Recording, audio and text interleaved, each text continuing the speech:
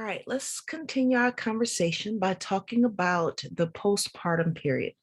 Postpartum, post meaning after, partum referring to birth. So the postpartum period is anytime after birth. Now, when we typically think about postpartum, we think about those days and weeks immediately after the birth of the child. But I want you all to remember that just because society says that postpartum period ends after like 3 to 6 weeks, that does not necessarily mean that mom's body has completely healed at 6 weeks. Some moms still have a really hard time healing after the birth of their child, and that can last months, even years after the birth of their child.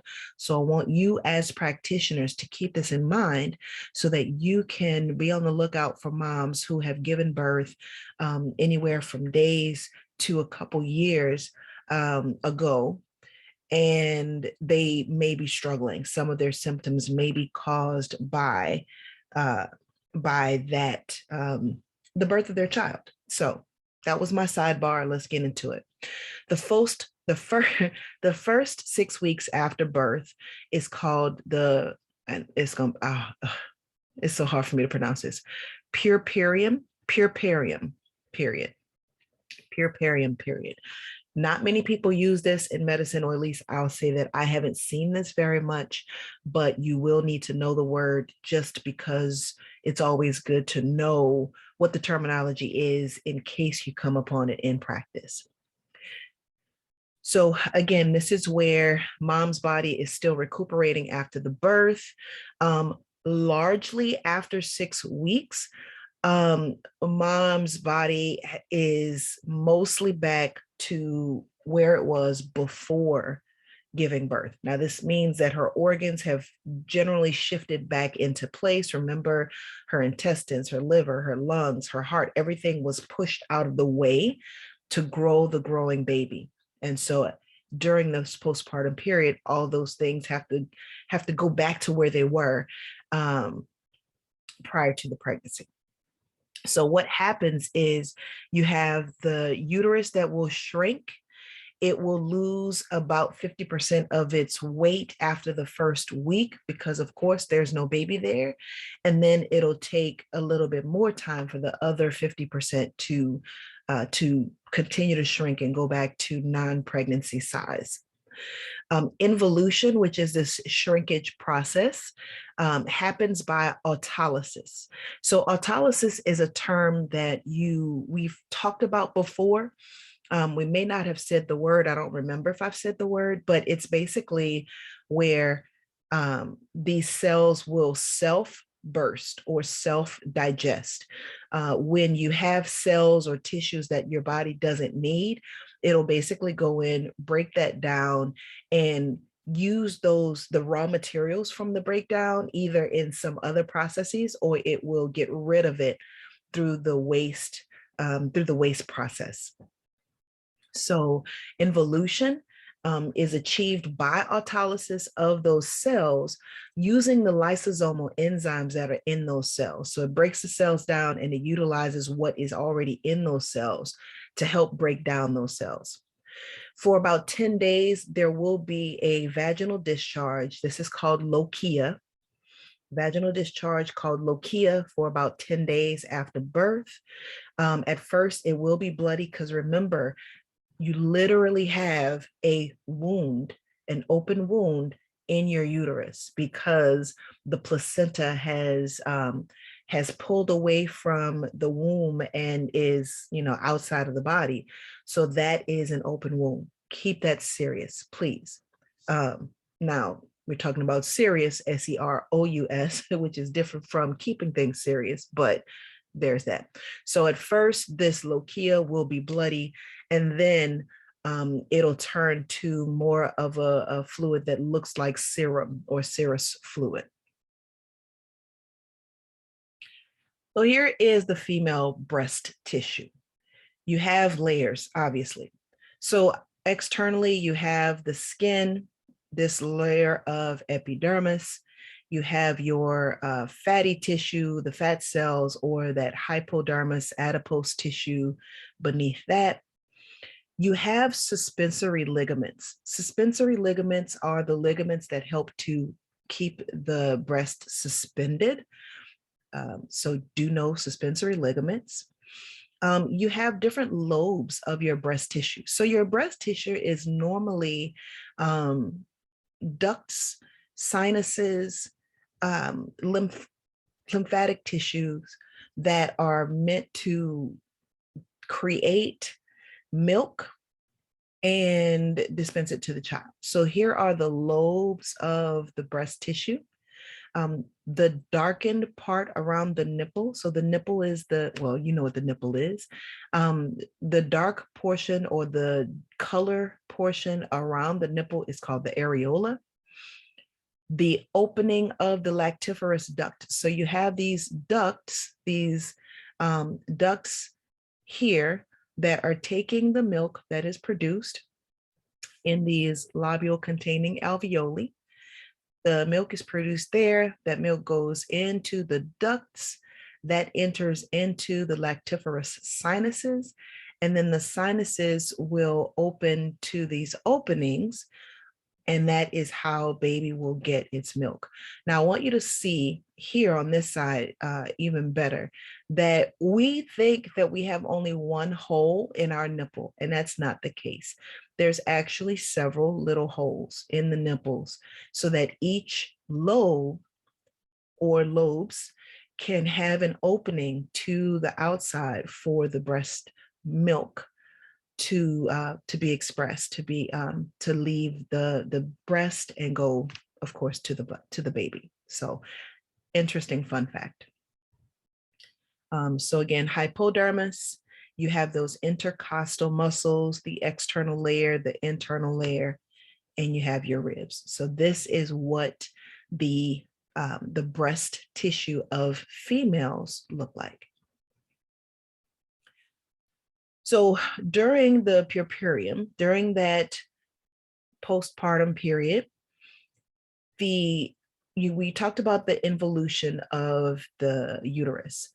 During that time, if mom is breastfeeding, that's going to help promote this involution. So the act of breastfeeding will send certain signals throughout the body that will help the body to start to go back to its non-pregnancy size. It's going to suppress your estrogen secretion. This is going to make the uterus more flaccid. It's also going to stimulate oxytocin, which will cause, sorry about that, which will cause the myometrium to contract and firm up sooner than it would if you were not breastfeeding. So breastfeeding does help mom recuperate, so to speak, from pregnancy and giving birth. And remember that these hormones have more than one job. So think about all of the jobs that we've learned about estrogen so far and add this to it. Think about the job that we have talked about, or the functions that we've talked about for oxytocin, and add this to it so that you're not forgetting the other jobs or the other activities that these participate in. So lactation is when you actually synthesize milk from the mammary glands or the breast tissue, and then you eject that milk out of the mammary glands so that you can feed the little one. If mom does not feed or breastfeed her infant, potentially lactation can stop within a week. Because again, remember, the body is extremely adaptive and it wants to conserve as much as possible.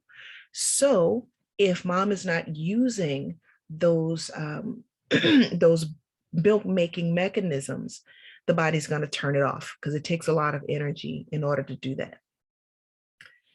Lactation can actually continue for many years as long as the breast is being stimulated by nursing infant or a mechanical device. So if mom wants to continue producing breast milk, then she basically needs to have her breasts producing milk for a period of time. And that could be that she breastfeeds her baby for a longer period of time, so longer than just 3 to 6 months. I've heard of babies being breastfed 1, 2, 3, 4 years after birth. I don't really have an opinion about when breastfeeding should stop. I do believe that it should last at least 6 months to a year to give baby all it needs to grow stronger, just to help all the things, all in all the ways, giving it the nutrients, giving it the immune support, all of that it needs to grow successfully. So this also means if mom were to have another baby after the first baby is like 1 year old, then if she's weaning that first baby off, then she's still breastfeeding by the time she gives birth to the next one. Mom could continue to to feed babies for several years in a row if that continues. This says that women traditionally nurse their infants until a median age of 2.8 years, so just under 3 years. In the US, I've not seen this in the majority of women. So this may be the number that has been gleaned from many different cultures, but in this culture, it typically tends to be a lot shorter. But again, the fact that this is the median age means that babies are being nursed much longer than that, and they're taking a median score, right? So keep that in mind. So colostrum. Colostrum is your baby's first milk, the baby's first milk, and it's really, really important for a baby's health. So colostrum forms later on in pregnancy. It is very similar to regular breast milk in the protein that it contains and in the lactose that it contains, but it has less fat. So for the newborn, the first few days of birth, this colostrum is the only milk that mom is producing. So it's the only milk that baby is getting. It's a thinner, watery substance that is this cloudy yellow color. And part of what it contains is this IgA. So remember earlier we talked about immunoglobulins. Immunoglobulins are some of the proteins that your body produces. These immunoglobulins happen to be a part of your body's immune system. It's one type of immunoglobulin that has a different function from the others in your immune system. This one of the things that IgA does is it lines the mucous membranes. It lines all of the mucous membranes. So it acts as a barrier, a protection at those mucous membranes. And remember, your mucous membranes are like your skin, that internal skin that lines organs, that protect those organs from damage, invaders, etc. So when you line your mucous membranes with IgA, you're adding another layer of protection to that internal skin layer. And remember, babies don't have much of an immune system when they are born. So to help protect the baby from gastroenteritis, that is the inflammation of the stomach and intestines, as well as just to help to give baby some immunity, this colostrum contains IgA. So think about how important it must be for our bodies to have evolved to the first 3 days, 1 to 3 days of birth. You're not getting a whole bunch of fat, but you are getting a larger amount of this IgA along with protein and lactose. It has to be very important to set the body up for the rest of that body's existence. Just think about that for a moment. That's pretty dope. So prolactin, we talked about prolactin a few slides ago, so make sure that you go back and look at this. But prolactin is that hormone that is produced by the anterior portion of the pituitary. It is a hormone that actually promotes milk production. So pro meaning pre or uh, what am I trying to say? So if you're pro-life, right, you are all for life. So, so that's a horrible example, but prolactin is like, this is what is going to produce lactation.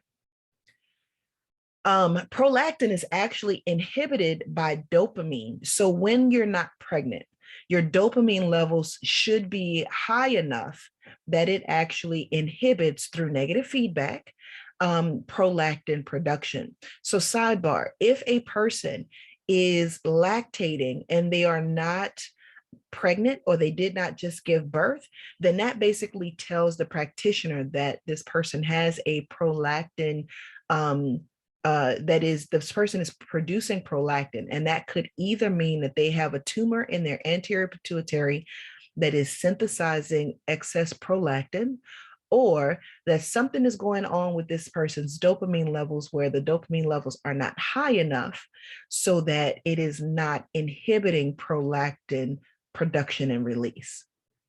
So again, just try to take this information that you're learning and incorporate it into other areas of health and medicine so that you can understand the connections better. So again, prolactin is inhibited by dopamine when someone is not pregnant. This hormone begins to be synthesized within the first trimester, so about 5 weeks after conception, and through full term. Well, through full term, after full term. So it begins production at about 5 weeks into the pregnancy. By the time the fetus is full term, it is 10 to 20 times the normal level that is produced in the body. All right, so very high. It has little effect on the mammary glands until after the birth, since steroids from the placenta help to oppose it. This basically means that your body is preparing to feed the baby, but it's not having that final effect on the mammary glands, so that mom is not producing as much milk or any milk that she needs to produce until after baby is born and after the placenta is released, so that this placenta, while it's in place, it is producing steroids that are going to stop the mammary glands from being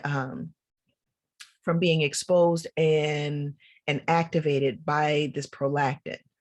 All right, so once the placenta is removed, once the mom delivers the placenta, then there is no steroid that will oppose it. And this is how mom can actually start to breastfeed her young.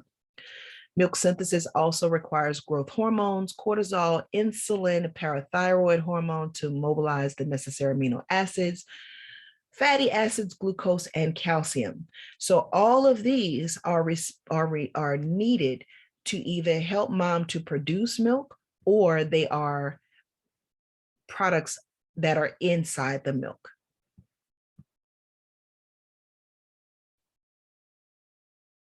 So once baby is born, the prolactin secretion will drop to non-pregnancy levels. So you don't have that stimulating the breast tissue to produce milk. But every time the infant nurses, that is when the prolactin levels will increase to that 10 to 20 times that level for about an hour. So even if the breastfeeding does not last for an hour, the milk production can last for an hour. So this will help to stimulate the synthesis of milk for the next feeding, so that there's always some milk ready and waiting for baby for the next feeding, especially as a newborn, because as you should know, babies tend to feed quite a bit when they're very young.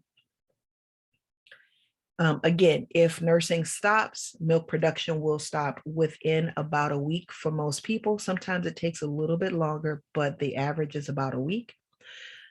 Only 5 to 10% of women become pregnant while breastfeeding. So normally breastfeeding, excuse me, breastfeeding will inhibit the possibility of mom becoming pregnant again, but in this small percentage of women, it definitely can happen. So if you are pregnant and give birth, know that there is that slight possibility of getting pregnant again.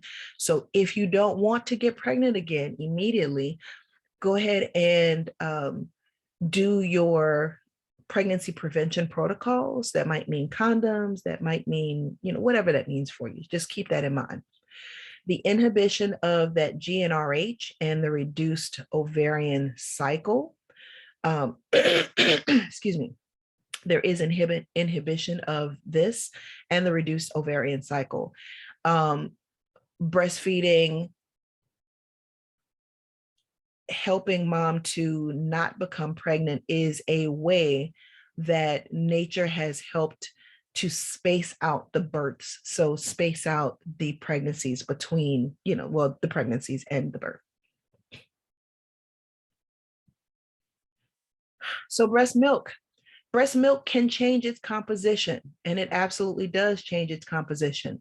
And it changes for several different reasons. So over the first 2 weeks, it changes its composition. Remember that for the first 3 days, you have primarily colostrum, which is less fat, more IgA. And then depending on what the baby needs, depending on what mom eats, what mom has available, there can also be a change in the composition. So at the end of a feeding, there is less lactose and protein, but 6 times the fat. So this is important to know. If a baby is not feeding well, and say baby is only eating for a few seconds on each breast, then, or a few moments on each breast, then that means that baby is getting less fat overall and more lactose and protein.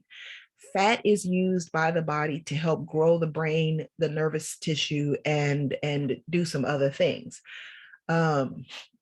like produce hormones. So it's important that baby feed not just for that short amount of time, but for a longer period of time in a sitting. All right, so this is what it means, that at the end of a feeding, there's less lactose and protein, but 6 times the fat. Make sure that baby is eating for a longer period of time. And if baby can't eat for that longer period of time, then mom should probably pump to get that other milk out, that fattier milk, so that baby can be fed with that and still get it. Cow's milk is absolutely not a great substitute because cow's milk is made for cow babies, and cow babies are much bigger than human babies. Obviously, they grow differently, they have different needs. So cow milk, though we use it very often for human children, it's not the best substitute, but it's what we have. So if that's all you have, please use it, feed your baby, let that be that. But breast milk is going to be better, whether that means that the baby is actually feeding on the breast or you're pumping and giving baby a bottle. So cow's milk has 1/3 less lactose, 3 times more protein. And this protein is actually, these protein molecules are actually going to be much bigger in cow milk than it is in breast milk. So not only is it more protein than human babies probably should have, but the protein molecules are going to be bigger, and that can affect babies' digestion. So cow milk is a bit harder to digest than human breast milk, and there's more nitrogenous waste. And because there's more nitrogenous waste, this can cause babies to get more diaper rash. So if we have a baby that has lots of diaper rash, don't just think about what's going on that baby's bottom. Think about the digestive system. Think about what's coming out of the baby's bottom. What is the baby eating? Remember, as far as I'm concerned, everything goes back to the digestive system and what that person is eating. And this is a clear example that if you have a baby with diaper rash, it could be that the baby is having a hard time digesting cow milk. Colostrum and milk have a laxative effect for the baby. This helps to clear the baby's intestines of meconium. So meconium is the first poop of a newborn. So when a baby drinks that colostrum for the first time, that's going to stimulate the peristalsis of the digestive system. But again, this colostrum and milk also have a laxative effect. So it's also going to help push everything out of the intestines. Baby was not pooping while it was in mom's womb because it does not help mom or baby to have poop floating around in the amniotic fluid along with the baby, right? And so this is why babies will have that first poop, that meconium, generally right after it's born. Meconium is a green poop type poop material. It is bile filled. So lots of bile, the liver was working and producing, and now it's in the intestines and waits to be born. Now, there are babies that can have a meconium poop right before it's born. And this is why it's a big deal, right? So because it's the first poop. But just know that it happens normally after baby is born. Breast milk supplies baby with antibodies and colonizes the intestines with beneficial bacteria. Remember, baby's immune system is not great. It's almost not there. So the breast milk, mom's breast milk, is going to be baby's antibodies, baby's immune system as baby starts to develop theirs. And you have these beneficial bacteria that's going to colonize the intestines and actually help that to work better. A nursing mom can produce 1.5 liters of milk per day. That's a lot of milk, 1.5 liters.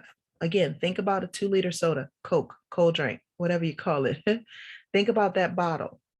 And so a mom can produce almost that amount of milk. And I guess for some, they can produce that amount every single day. So contraception. Contraception is what you use to avoid pregnancy and to help decrease your chances of contracting STDs.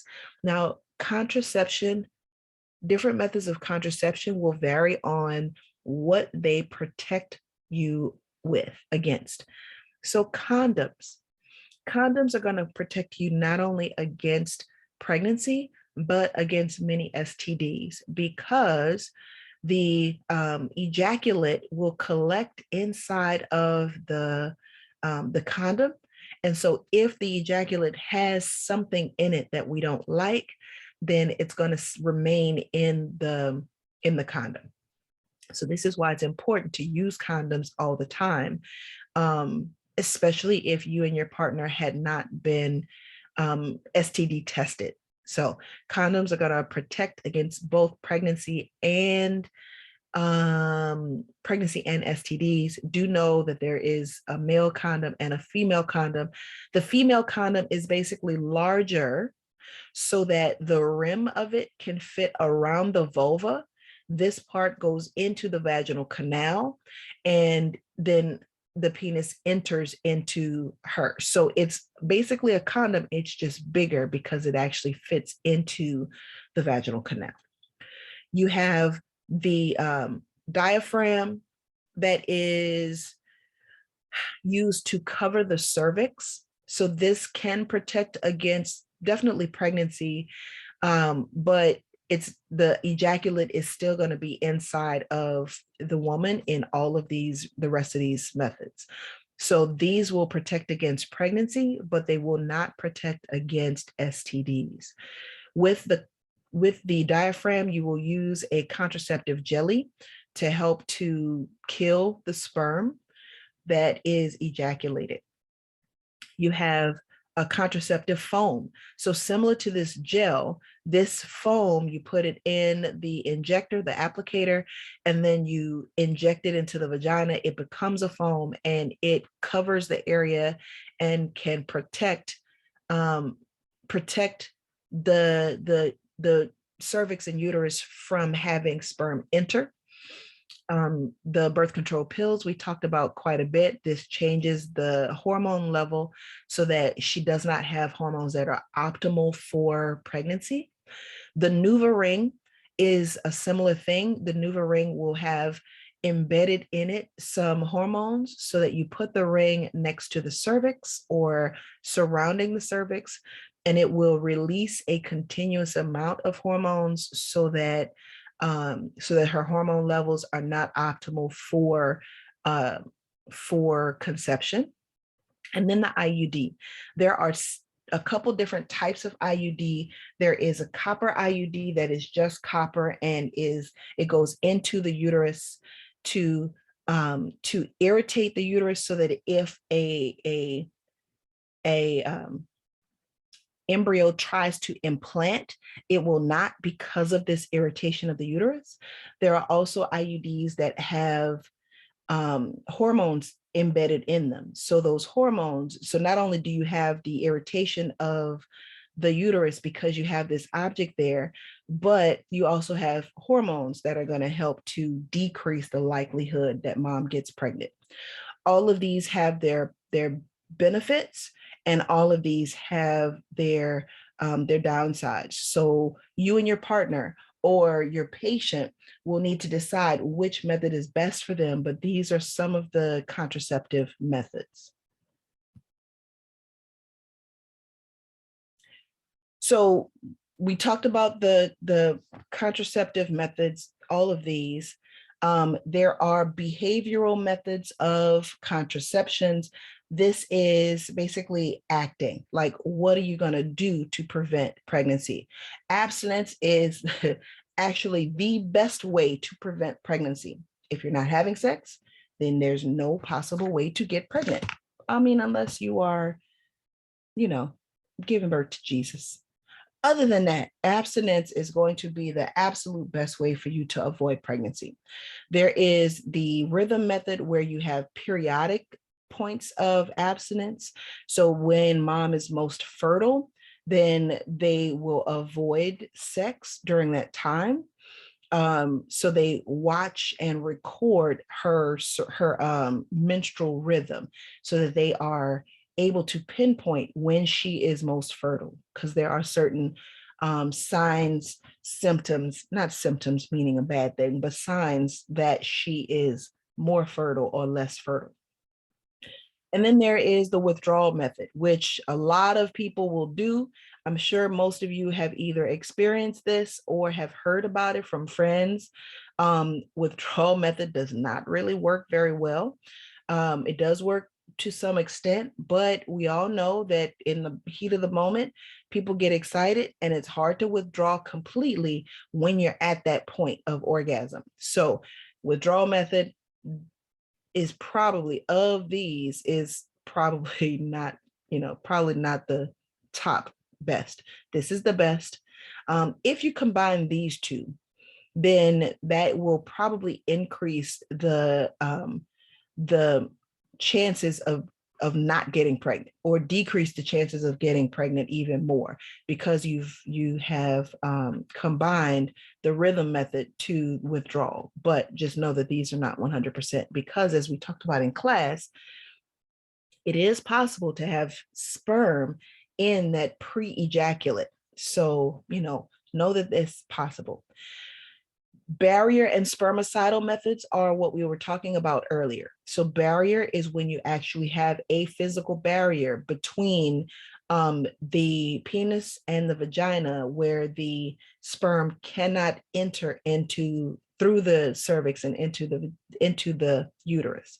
So the barrier methods would be, let me go back, the male condom, the female condom, the the diaphragm. These are barrier methods. All right. You also have a sponge that works similar to your diaphragm. And then you have spermicides. These are chemicals that will help to kill sperm. So those foams, those creams, those jellies, all of those are considered spermicidal methods of contraception. Then you have the hormonal methods. The hormonal methods will typically prevent ovulation. So you override the system so that mom's hormone levels, or her, I should say her hormone levels, not mom, because we're trying to avoid her becoming a mom, so that her hormone levels are not optimal for eggs to be released. Um, this is the pill. So your estrogen and progestin pills. There are patches where you have those hormones embedded in the patch. It's stuck on the skin. And then you have um, transdermal absorption of those hormones through the skin that will help to elevate your hormone levels. And then there's the injections or the ring. So your ovarian follicles will not mature as your FSH and LH levels are inhibited because you have the elevated levels of estrogen and progestin.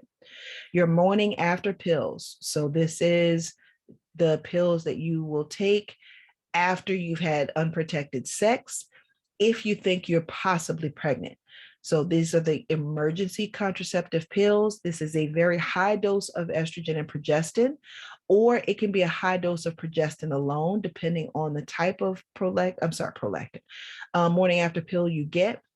This will induce menstruation if implantation has not yet occurred. So if a person needs or wants a morning after pill, they have to take it as soon as possible after the sex act so that implantation will not occur. It inhibits ovulation, inhibits the movement of sperm and egg, and inhibits the implantation. Then you have this, that is your progesterone antagonist. Remember, progesterone is needed in order to maintain a pregnancy. And so if mom's progesterone levels decrease, whether it's naturally or it's done because of a medication, then she will not be able to sustain a pregnancy. So this can induce an abortion up to 2 months into the pregnancy. So progesterone antagonist called RU486 can induce abortion up to 2 months into the pregnancy. Your intrauterine device is that T-shaped device that is put into the uterus and it stays in the uterus for an extended period of time. Usually the IUD will stay in, I think the limit is like 10 years, either 5 or 10 years. After which they have to have it removed. And if they want another one put in, they can have another one implanted at that time. It will irritate the lining of the uterus, and that will interfere with implantation of the embryo. And then, of course, you have surgical sterilization, and that is when you have your fallopian tubes or your vas deferens snipped, clamped, cut, so that for the female, the egg cannot leave it goes into the fallopian tube, but it'll stay there because it's basically like a bridge has been cut, so that it can't get from the fallopian tube into the uterus. And the sperm cannot get to the egg because there is, the bridge is cut. There's no way for the sperm to actually reach the egg. And with the vas deferens clamping, you are not able to release those sperm from the testes. And that's it for the female reproductive system chapter.